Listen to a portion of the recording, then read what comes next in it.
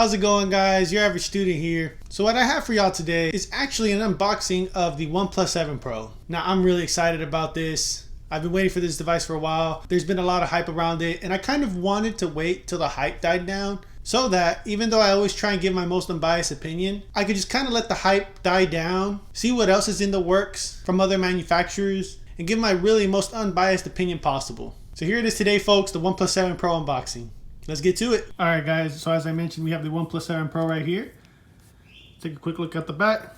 I have the Nebula Blue 8GB of RAM model with 256GB of memory. Obviously got the Qualcomm Snapdragon 855 in here. We see Go Beyond Speed here on the right side. OnePlus 7 Pro on the left. Pretty nice presentation. Of course, you got 7 Pro here. Let's see what's inside. So right out the box, we see a lot of red. And right here, I think is going to be your case with your standard OnePlus 7 Pro case that comes with the device. It's a nice clear case. You have a bunch of materials here. Let's just put this to the side.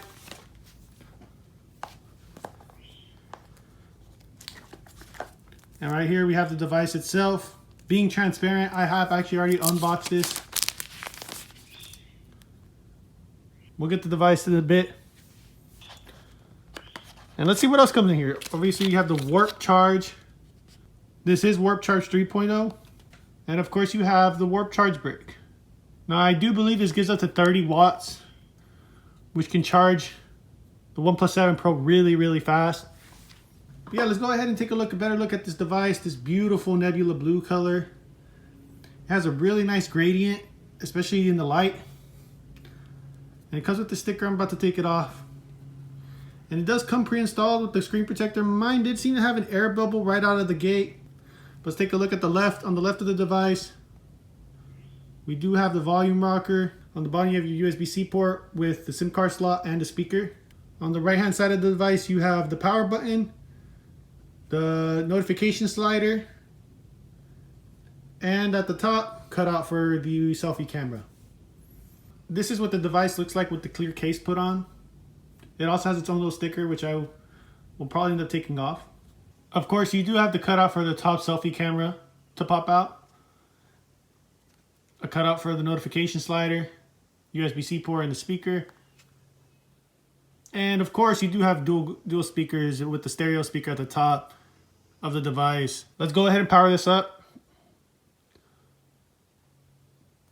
Now, you do have, while this go ahead and boots up, let's go ahead and read out the specs. You do have Android 9 right out of the box.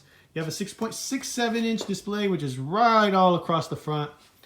And it is at QHD Plus with a 90 Hz refresh rate, which is great, very uncommon, especially on an OLED screen. And it's something that's very, very welcoming to see. You do either get either 6, 8, or 12 gigabytes of RAM, depending on the model you select.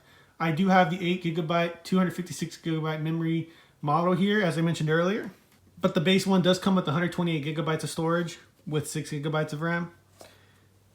The rear camera is indeed a triple camera setup. And you do get a 48 megapixel wide angle lens, an 8 megapixel telephoto, and then a 16 megapixel ultra wide. The front camera is 16 megapixels itself. And of course, there is no actual waterproof rating for this device, but OnePlus does say it is very splash resistant, water resistant. And from the videos I've seen, that is actually true. So let's go ahead and bring this beautiful display up close and personal. As you can see, I do have some things loaded up on here. This is pretty much all display, guys. And so what they had to do with the front facing camera is indeed put it up there. Hi, guys. And it's just a really nice addition. It's really nice. It's very immersive. I absolutely love watching YouTube videos on this device. Full review coming soon. But yeah, it's been a great device to use so far. Now, when I first took this device out the box, I did notice it's pretty hefty in the hand. I do believe it weighs around 206 grams, which is pretty hefty, especially coming from the Google Pixel 3a, which I reviewed earlier. But obviously, you can't pick this up on camera, but indeed, the 90 Hz refresh rate is something beautiful to look at.